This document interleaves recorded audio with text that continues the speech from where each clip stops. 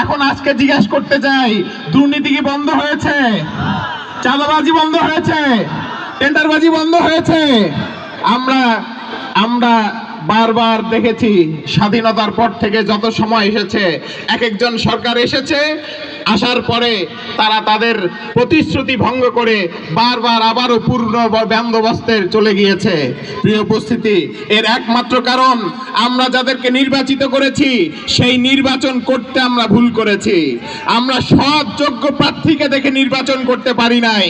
আমরা দেখেছি বিভিন্ন সময় যখন এই সময় আসে, কোকিলের মতো সুসময়ের পাখির মতো আসে, তারা এসে এখন এই সময় নির্বাচনের আগে এসে দাড়ি লম্বা করবে, পাঞ্জাবি পরবে, টুপি মাথায় দিয়ে ইসলামের লেবাস ধরে আমাদের সামনে এসে দাঁড়িয়ে অনেক মায়াবী সুরে কথা বলে তারা ভোটটা করে নিয়ে যায়।